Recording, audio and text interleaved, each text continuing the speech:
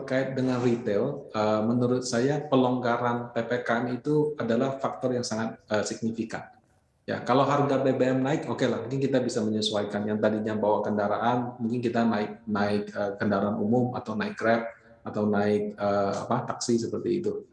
Nah, kalau dibilang dengan adanya pelonggaran tadi terus dan kemudian ada kenaikan harga komoditas yang tinggi, menurut saya masyarakat punya daya beli yang cukup bagus. Nah, itu bisa menjadi sentimen yang bagus untuk sektor retail, tidak hanya retail, belanja untuk barang-barang mewah, kemudian belanja properti yang tempat tinggal, menurut saya dalam 2-3 tahun ke depannya juga akan bagus. Oke, ini ada momentum ya. Tapi kalau Anda lihat sebenarnya sejauh ini seperti apa sih gambaran pergerakan saham-saham retail, kemudian juga mall sejauh ini? Apakah memang sudah cukup normal mungkin kalau dilihat dari gambaran kinerjanya dan ada momentum juga untuk perbaikan kinerja mungkin secara keseluruhan di tahun ini. Anda melihatnya seperti apa, Pak Rudi?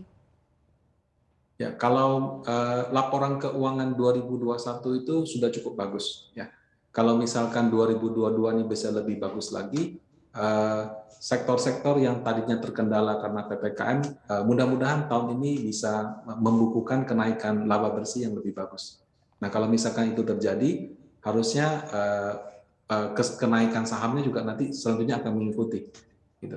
Jadi kalau saya lihat ya, laporan keuangan dari sektor-sektor retail kita sebenarnya juga cukup bagus. Ditambah dengan pemulihan ekonomi, mudah-mudahan bisa lebih bagus lagi. Oke, dari sisi kategori valuasinya apakah bisa dikatakan ini cukup murah dan menarik begitu sudah mulai dikoleksi untuk mulai dilirik karena kan memang walaupun memang momentumnya sudah cukup bagus, laporan kinerja keuangannya juga cukup bagus, belum benar-benar signifikan menjadi pilihan investor begitu ya khususnya saham retail dan juga properti mall ini di 2020 dan 2021 ini akan seperti apa Pak kalau dilihat dari level harga saat ini beberapa saham-saham retail dan juga mall valuasinya?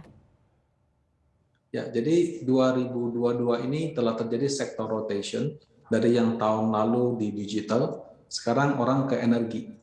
Nah, setelah energi ini naik, menurut saya dengan adanya pelonggaran PPKM, itu akan gilirannya sektor-sektor yang berkaitan dengan konsumsi, yang mulai dari yang mall, mulai dari yang belanja konsumsi, baju, dan segala macam. Jadi harusnya sektor rotation-nya akan ke situ. Apalagi kita masih didukung oleh era suku bunga yang rendah, kalaupun naik juga kayaknya paling naik cuma 0,5 sampai 0,75%. Jadi itu juga akan sangat positif sekali untuk sektor properti. Valuasinya sudah murah, cuma mungkin sedang menunggu momentum saja. Momentumnya mungkin di publikasi laporan keuangan, di mana kalau mereka ternyata bisa membukukan kenaikan laba yang signifikan, saya rasa sektor rotation-nya akan dari energi masuk juga sedikit ke sektor tersebut. Akan seperti apa sih nanti investor mungkin mulai melirik atau mungkin mulai melakukan rebalancing porto begitu ya di tengah sebenarnya banyak sekali momentum yang cukup menguntungkan di sektor-sektor yang ada di Bursa Efek Indonesia begitu ya secara keseluruhan. Anda melihatnya akan seperti apa momentum ini dipilih oleh para investor? Momentumnya bisa kalau dari retailnya laporan keuangannya bagus, bisa juga valuasi dari energinya sudah terlalu mahal gitu. Karena ketika sudah mahal, orang akan mencari sektor baru yang valuasinya lebih murah. Nah, jadi kalau misalnya energinya sudah naik terlalu tinggi, kan saat ini orang lihat juga IHSG sudah 7 ribuan kan, menunggu momentum koreksi kan. Ya antara mereka menunggu atau mereka tetap masuk, tapi masuk ke sektor yang masih belum rally gitu. Menurut saya sektor retail itu masih belum rally. Jadi masih ada kesempatan bagi sektor tersebut untuk membukukan kenaikan harga. Selain retail Pak Rudi, sektor-sektor mana lagi yang menunggu momentum untuk rally? Karena masih belum rally nih. Kalau sekarang kan memang lagi berpusat di komoditas energi. Sektor apa nih selain dari retail? Kalau dengan dana asing yang masuk begitu banyak, perbankan itu sudah pasti diuntungkan. Kenapa? Karena mereka market cap-nya sekitar 30-40% daripada market cap-nya IHSG. Jadi ketika dana asing masuk, ya hampir setengahnya itu akan dibelikan saham perbankan. Cuma memang ya kenaikannya juga sudah cukup lumayan, jadi potensi kenaikannya juga mungkin jadi lebih terbatas.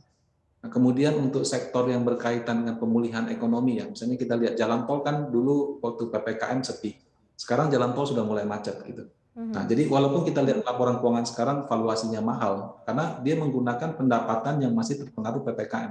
Tapi begitu kondisi sudah mulai normal, bisa saja dia punya laba meningkat signifikan, gitu. Sehingga valuasi yang tadinya mahal jadi murah.